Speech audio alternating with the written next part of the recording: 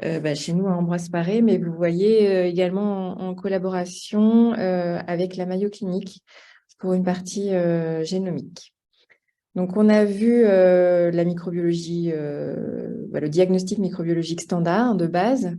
Maïté nous a montré en effet donc l'intérêt d'avoir différents types de tests pour permettre un diagnostic biologique, donc des arthrites à culture négative, donc l'intérêt de la biologie moléculaire, l'intérêt des sérologies, voilà, de différents outils qu'on a à notre disposition.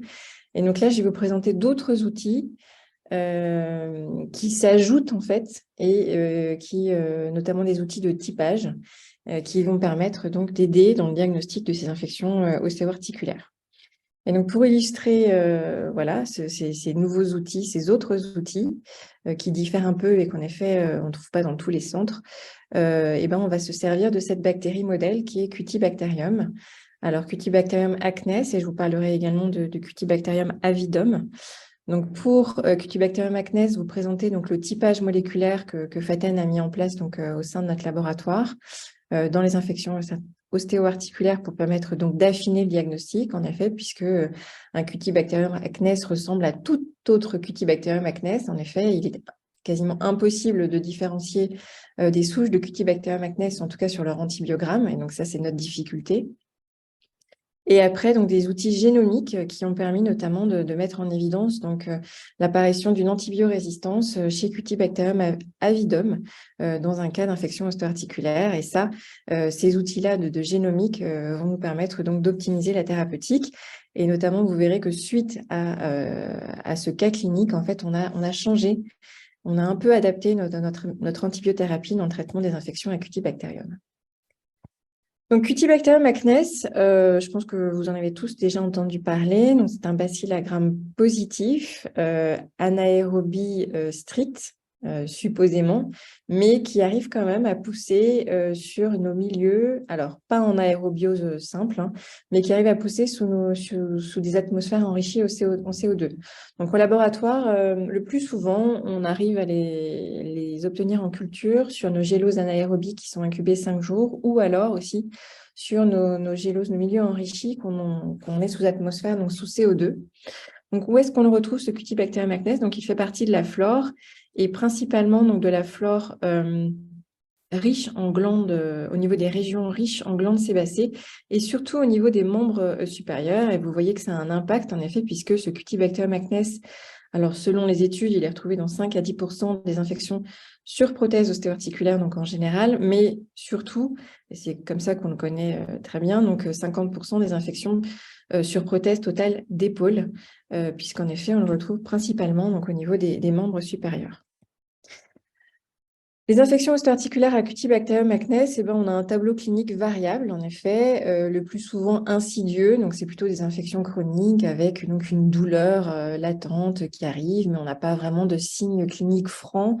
Il n'y a pas, comme pour le staph doré ou d'autres bactéries, donc la cicatrice qui coule, mais ça arrive quand même. Donc c'est pour ça que la clinique est très variable et qu'on ne peut pas se baser sur cette clinique pour se dire « Ah tiens, c'est acnes ». Le diagnostic microbiologique, il est un peu plus compliqué parce qu'il faut mettre en place, mais ça c'est quasiment maintenant le cas de tous les centres, en tout cas associés à des services de chirurgie d'ortho qui font du septique, d'avoir des milieux qui sont incubés donc, de façon prolongée sous des atmosphères donc en anaérobiose et sous CO2. Et vous voyez, il est uniquement microbiologique dans plus de 30% des cas. Et ça, c'était selon une étude de Valérie Zeller, donc publiée en 2016. Donc là, on revient à nos critères d'infection. Donc, les critères d'infection assez acnes, c'est comme toutes les autres bactéries de la flore commensale cutanée, il faut isoler donc, ce Cutibacterium acnes dans au moins 2 prélèvements, voire 3 prélèvements selon les classifications. Donc, même genre, espèce et même phénotype de résistance. Mais comme je vous le disais, ce Cutibacterium acnes, il a le défaut, mais c'est aussi un avantage puisqu'on voit il est très sensible. Mais son défaut, c'est que en fait, un Cutibacterium acnes ressemble à un autre Cutibacterium acnes. Donc, les phénotypes sont souvent identiques. Et donc, c'est un peu compliqué de dire, à l'inverse des Staphylococcus que c'est une même bactérie, un même... Je suis désolée, là, il faut couper votre micro. Madame Parisé.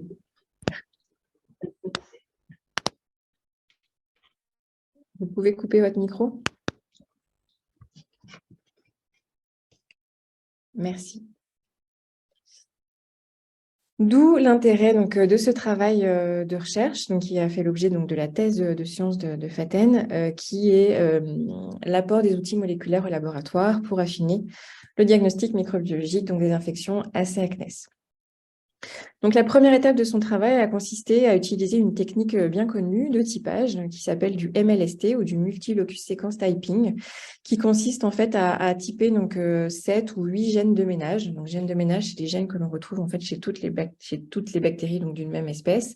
Et on va en fait typer chaque gène et on va avoir des variants alléliques de ces gènes et on va obtenir un code. Et en fonction de ce code, ça va déterminer ce qu'on appelle un ST ou un sequence type ou un type.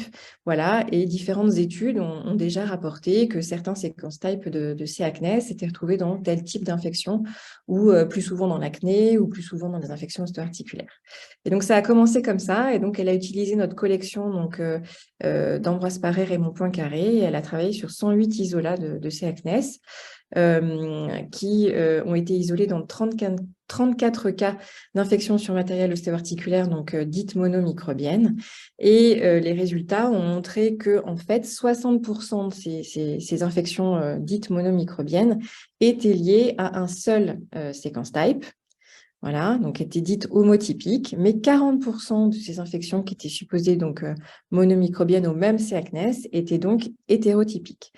Et quand en fait, on associe des données biologiques, c'est-à-dire la donnée de CRP avec ce ST, on se rend compte en effet que les cas d'infection monotypiques étaient plus souvent associés avec une CRP, donc en faveur d'une infection supérieure à 10 mg par litre, que les cas hétérotypiques. Vous voyez, donc de façon significative, les infections dites homotypiques étaient plus souvent associées avec une inflammation biologique. Et donc, ce travail a fait l'objet d'une publication en 2019.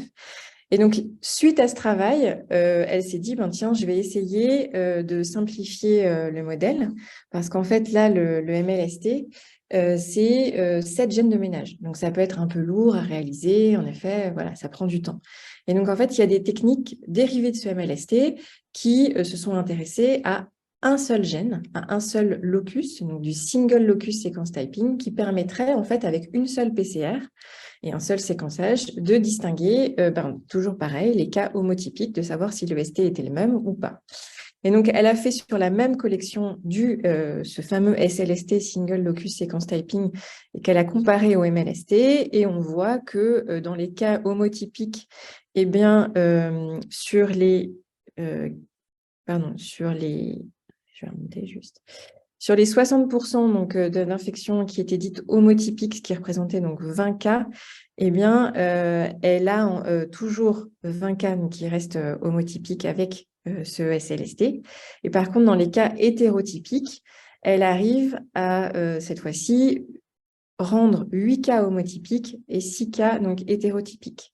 Donc, ça veut dire que le SLST, mais ça, on pouvait le suggérer déjà, puisqu'on va séquencer qu'un seul gène comparativement à 7 gènes, est moins discriminant que le MLST, mais quand même, les cas homotypiques, il arrive en fait à dire, oui, c'était bien le même C-acnès, c'était bien le même ST. La troisième étape de son travail a consisté, donc ça c'était en collaboration avec les chirurgiens de notre centre qui travaillent. En fait, on a un groupe de ces chirurgiens ortho qui travaillent beaucoup sur l'épaule et qui se sont dit, tiens, est-ce qu'on ne pourrait pas faire des prélèvements systématiques chez des patients qui ne sont pas suspects d'infection et qui vont avoir une opération au niveau de la butée coracoïdienne, voilà, selon un protocole dit selon l'Interjet. Et on va leur faire des prélèvements de façon systématique. Ces patients-là ne sont pas suspects d'infection et on va voir si on retrouve du C-acnès. Et en effet, chez ces 28 patients, on a pu isoler 105 souches de C-acnès. Et de la même façon, en fait, elle a voulu voir si sur ces 105 isolats chez ces patients supposés non septiques, on avait plus d'infections homotypes, plus d'isola, on va dire, de type homotypique ou hétérotypique.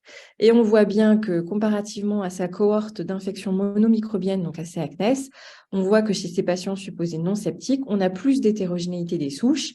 Et donc, on peut conclure en effet que ce ne sont pas des infections à C. acnes, puisque ce ne sont pas les mêmes types. Et enfin, elle a voulu, parce que donc la première cohorte, vous aviez vu, c'était 2010-2015, elle a voulu continuer en fait donc ce travail de typage sur nos souches de C. acnes, donc toujours isolées dans notre centre en Moisse-Paray, mais aussi à Raymond-Poincaré. Et là, elle a étudié donc une collection plus récente, mais qui est toujours en cours d'analyse de 2016 à 2018. 73 isolats de C. acnes, responsables de supposément 21 cas d'infection donc, sur matériel ostéo-articulaire, donc monomicrobienne. Elle a fait ce typage, alors cette fois-ci, uniquement par SLST, parce qu'on a considéré que c'était quand même suffisamment discriminant et plus simple en termes de technique.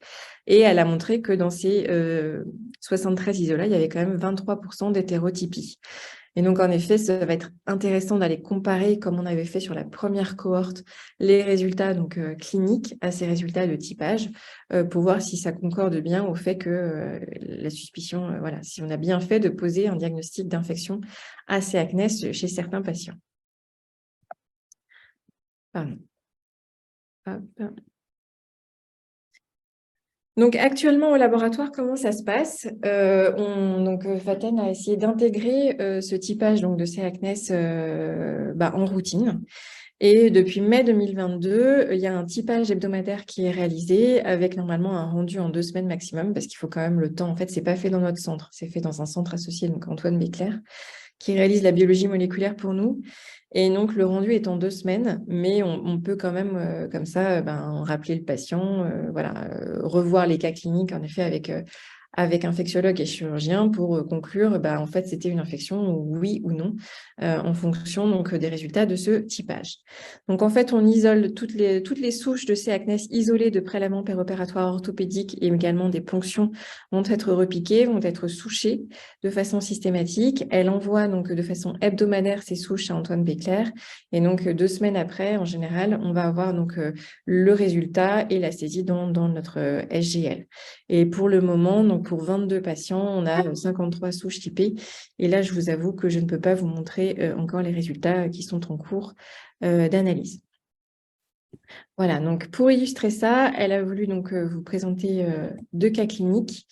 Alors, le cas clinique numéro 1, c'est un homme de 60 ans avec une pose de prothèse totale d'épaule réalisée en mai 2022 qui présente donc assez rapidement des douleurs mécaniques et des luxations itératives. Il présente donc un petit syndrome inflammatoire avec une CRP à 20 mg par litre. Le geste chirurgical décidé est une synovectomie avec un changement des pièces mobiles. Et sur les prélèvements péropératoires, on isole 4 prélèvements sur 5 sont positifs à C. acnes. Et je pense que là, c'est une coquille parce que voilà, on ne va pas tenir compte du staph epidermidis. Et sur ces prélèvements positifs à C. acnes, on met en place un traitement par Tavanix plus rifampicine avec un diagnostic d'infection, un diagnostic retenu d'infection aiguë tardive d'une prothèse totale d'épaule à C. acnes.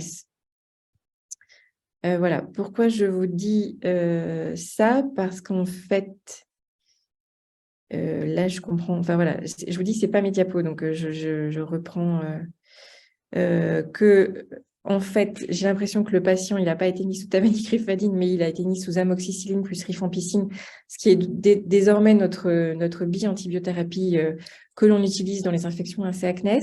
Donc, je pense que c'est plus ça qu'il faut retenir. Et le message en fait qu'elle a voulu faire passer pour ce cas clinique, c'est qu'elle a fait le typage des 4 souches. Et vous voyez qu'on se retrouve avec 4 types différents. Et donc, ce serait plutôt en faveur d'un phénomène non infectieux, puisque en fait, on a 4 souches qui sont différentes. Et est-ce que ce ne serait pas plutôt un problème mécanique non septique plutôt qu'une infection d'une prothèse totale d'épaule? Et est-ce qu'on aurait dû donc mettre en place ce traitement antibiotique? Voilà. Et donc, ça soulève cette question-là, le fait d'obtenir le résultat du typage de ces souches de C. acnes. Le deuxième cas clinique, c'est un homme de 68 ans avec une pose de prothèse totale d'épaule en décembre 2017. 1 mois plus tard, il présente une cicatrice inflammatoire. Donc là, on a vraiment une infection donc, bruyante, avec un syndrome inflammatoire biologique avec une CRP à 36 mg par litre. Il est décidé de réaliser une synovectomie simple avec rétention donc, de la prothèse.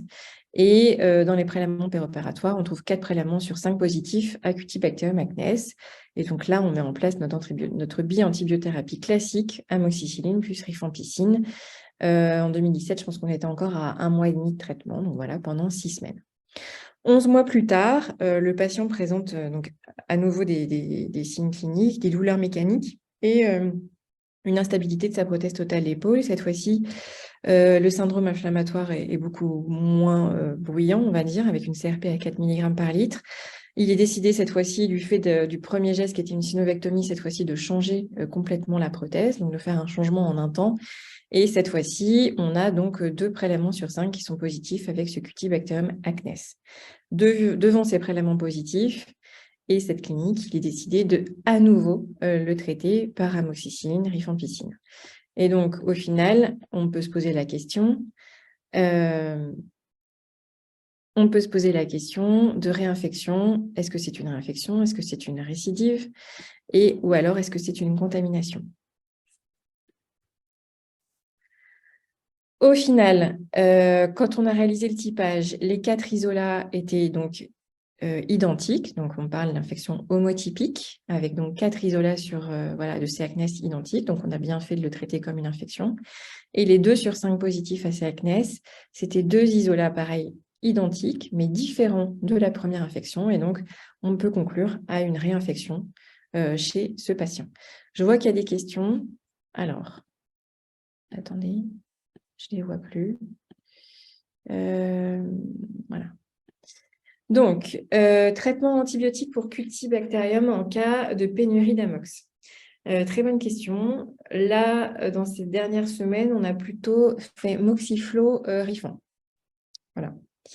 Moxiflorifan. Y a-t-il une corrélation entre les délais de pousse et les résultats du typage?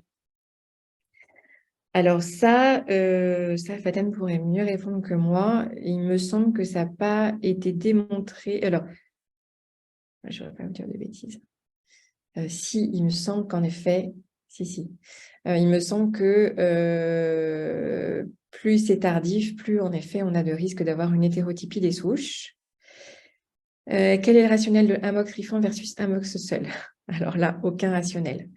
On est resté en bithérapie sur le QT. Me demandez pas, enfin je savais que c'était une question que vous alliez me poser parce qu'apparemment vous l'aviez posée hier. J'ai pas, voilà, il n'y a pas de rationnel. Je sais que certains centres utilisent l'Amox seul.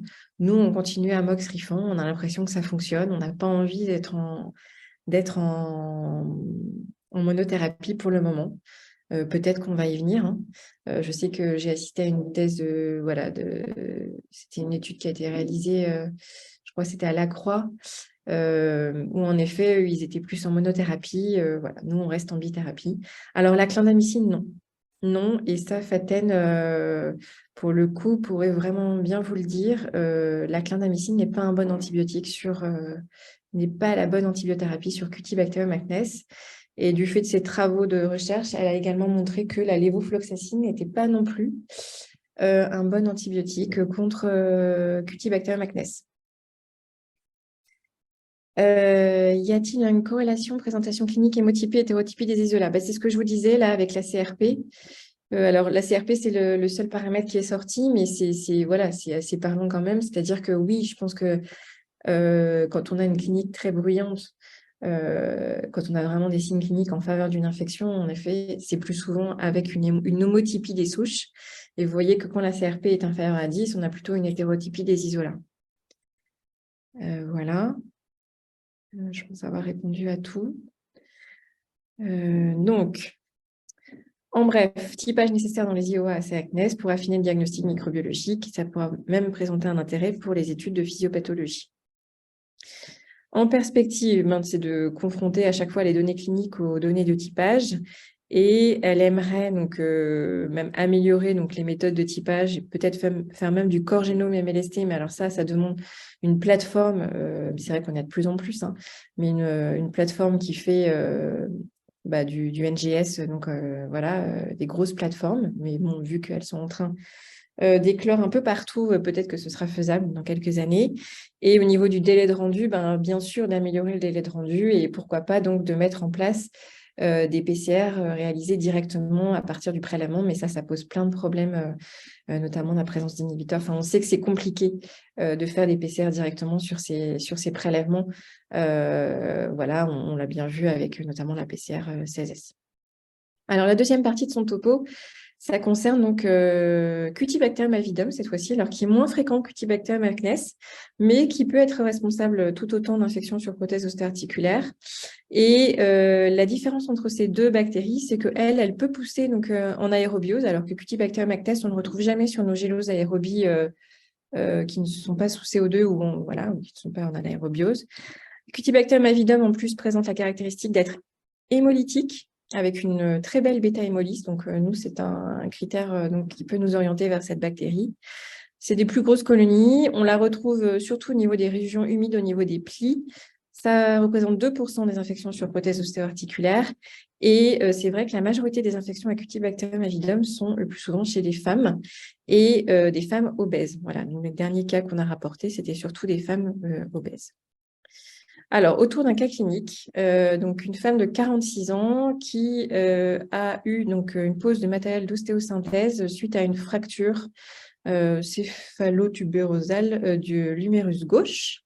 Voilà, donc une fracture de la tête de l'humérus gauche qui a nécessité donc, cette pose de matériel d'ostéosynthèse.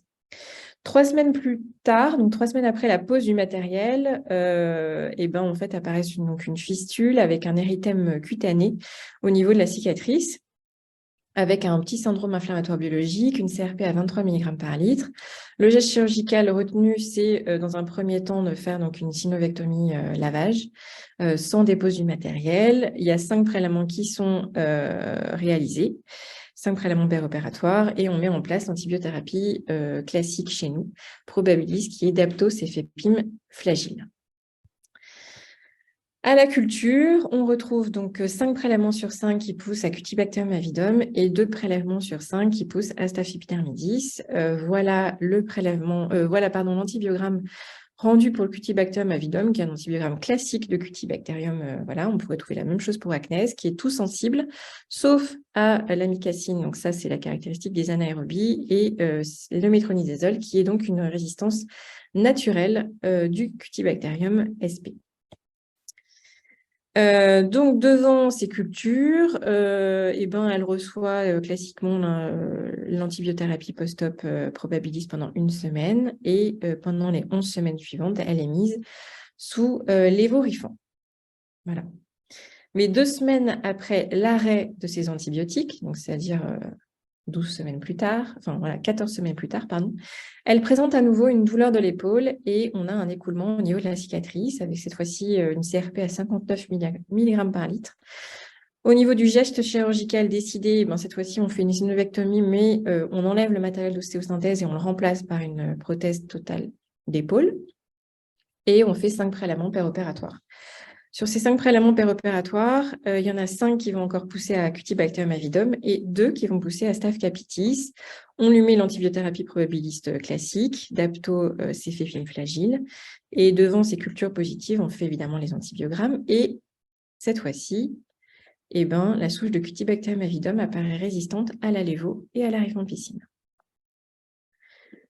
Donc, en fait, on a sélectionné une souche résistante. Et donc, devant cet antibiogramme, on décide de la mettre cette fois-ci sous amox augmentin clindamycine. Donc, augmentin clinda pour le Staph capitis et donc amox sur le Cutibacterium avidum. Et cette fois-ci, elle a une bonne évolution à plus de 2 semaines. Donc, entre les deux, qu'est-ce qui s'est passé? T'as ramené tes deux? Et le gâteau? Non. Ça? Non. C'est possible de couper vos micros? Merci.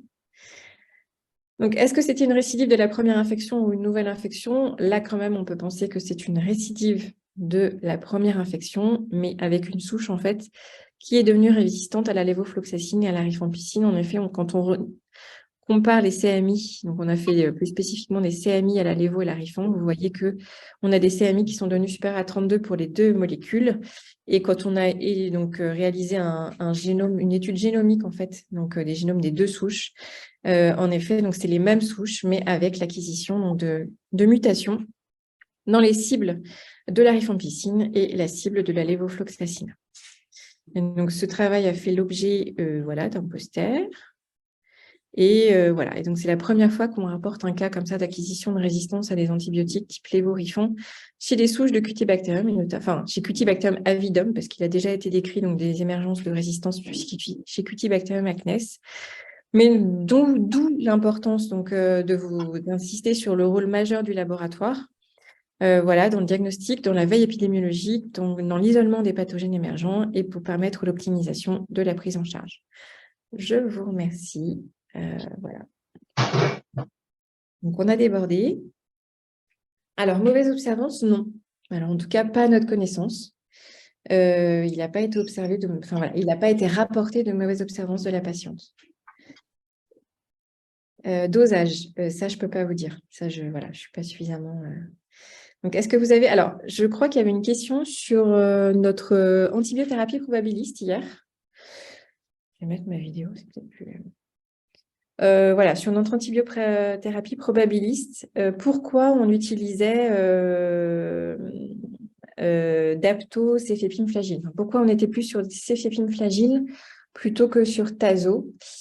En fait, on a changé parce qu'on a vu que notre épidémiologie au niveau des entérobactéries n'était plus la même et qu'on avait une majorité